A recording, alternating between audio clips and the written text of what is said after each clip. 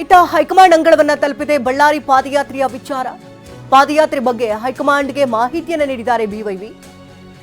BJP ಹೈಕಮಾಂಡ್ಗೆ ವಿಜಯೇಂದ್ರ ಮಾಹಿತಿಯನ್ನು ಕೊಟ್ಟಿದ್ದಾರೆ. ರಾಮುಲು ರೆಡ್ಡಿ ನೀಡಿದಂತ ರೂಪುರೇಷೆಯನ್ನು ಆಧರಿಸಿ ವರಿಷ್ಠರಿಗೆ ಮಾಹಿತಿಯನ್ನು ಕೊಡಲಾಗಿದೆ. ಪಾದಯಾತ್ರೆ ವಿಚಾರದಲ್ಲಿ ನಿಲುವನ್ನ ಕೋರಿ ಜೆಪಿ ನಡ್ಡಾಗೆ ಪತ್ರವನ್ನ ಬರೆಯಲಾಗಿದೆ. ಬಿಜೆಪಿ ರಾಷ್ಟ್ರೀಯ ಅಧ್ಯಕ್ಷ ನಡ್ಡಾಗೆ ಪತ್ರವನ್ನ ಬರೆದಿದ್ದಾರೆ ವಿಜಯೇಂದ್ರ. ಯಾಕಂದ್ರೆ ಒಂದಷ್ಟು ಗೊಂದಲಗಳಿದೆ. ಪಾದಯಾತ್ರೆ ಬೇಕಾ ಬೇಡವಾ ಅಂತ ರೆಡ್ಡಿ ಟೀಮ್ ಪಾದಯಾತ್ರೆ ಮಾಡಿಯೇ ಸಿದ್ಧ ನಾವು ಅಂತ ಕೂತಿದ್ದಾರೆ. ಪಾದಯಾತ್ರೆ ಮಾಡಲೇಬೇಕು ಅಂತಿದ್ದಾರೆ. ಕೆಲವೊಂದಿಷ್ಟು ಬಿಜೆಪಿ ನಾಯಕರು ಯಾವುದೇ ಕಾರಣಕ್ಕೂ ಪಾದಯಾತ್ರೆ ಬೇಡ ಅಂತ ಅದಕ್ಕೆ ಸೊಪ್ಪು ಕೂಡ ಹಾಕ್ತಾ ಇಲ್ಲ. ಈ ನಿಟ್ಟಿನಲ್ಲಿ ಬಿವೈ ವಿಜಯೇಂದ್ರ ಹೈಕಮಾಂಡ್ನ ಮಾಹಿತಿನ ಕೋರಿದ್ದಾರೆ. ಹೈಕಮಾಂಡ್ಗೆ ವಿಚಾರವನ್ನು ಮುಟ್ಟಿಸಿದ್ದಾರೆ.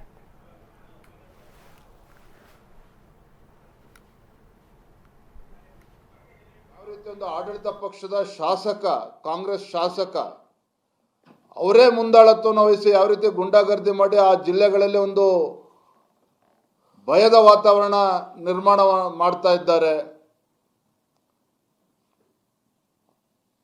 ಅವರ ಖಾಸಗಿ ಗನ್ಮೆನ್ ಗುಂಡು ಹಾರಿಸುವ ಪರಿಣಾಮವಾಗಿ ಅವರ ಕಾರ್ಯಕರ್ತನೇ ಪ್ರಾಣವನ್ನು ಕಳೆದುಕೊಂಡ. ನೋಡಿ ಎಲ್ಲಿಗೆ ಬಂದ್ಬಿಟ್ಟಿದೆ ಪರಿಸ್ಥಿತಿ ಅಂತ ಹೇಳಿದ್ರೆ, ರಾಜಶೇಖರ್ ಅಂತಕ್ಕಂಥ ವ್ಯಕ್ತಿ ಅಲ್ಲೇನೋ ಅವತ್ತು ಹತ್ಯೆ ಆಯಿತು. ಅವರ ಕುಟುಂಬದ, ನನಗಿರುವಂಥ ಮಾಹಿತಿ ಪ್ರಕಾರ ಕುಟುಂಬದ ಸದಸ್ಯರು ಅವರನ್ನು ದಫನ್ ಮಾಡಬೇಕು ಬಾಡಿಯನ್ನು ಅಂತೇಳಿ ಎಲ್ಲ ಪ್ಲಾನ್ ಮಾಡಿದ್ರು ಕೂಡ ಪೊಲೀಸರು ಬಲವಂತವಾಗಿ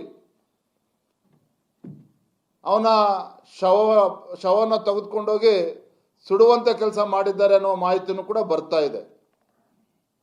ಯಾಕೆ ಅಂತ ಹೇಳಿದ್ರೆ ನಿಮಗೆ ಗೊತ್ತಿದೆ, ಸಾಕಷ್ಟು ಚರ್ಚೆ ಆಗಿದೆ.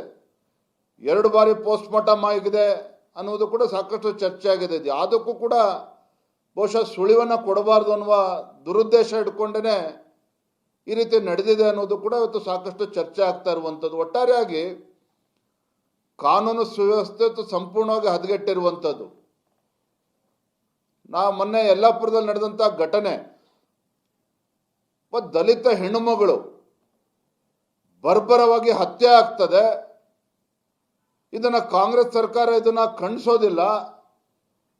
ಯಾವುದೇ ಒಬ್ಬ ಸಚಿವ ಅಲ್ಲಿ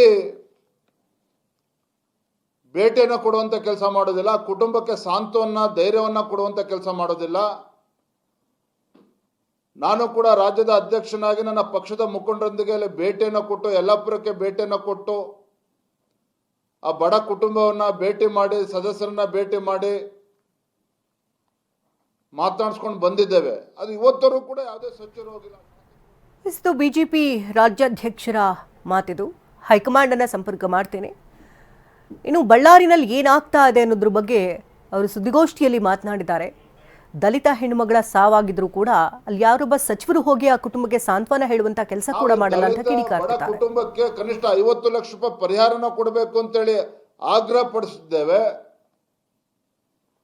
ಆದರೆ ದಲಿತ ಕುಟುಂಬಕ್ಕೆ ತೀರ್ಕೊಂಡಂತ ಸಂದರ್ಭದಲ್ಲಿ ಏನೋ ಕಾನೂನಾತ್ಮಕವಾಗಿ ಇವತ್ತು ಸಮಾಜ ಕಲ್ಯಾಣ ಇಲಾಖೆಯಿಂದ ಕೆಲವು ಸವಲತ್ತುಗಳು ಕೊಡಬೇಕು, ಅದ್ರ ಬಗ್ಗೆ ಇವತ್ತು ಸರ್ಕಾರ ಮಾತನಾಡಿದೆ ವಿನಃ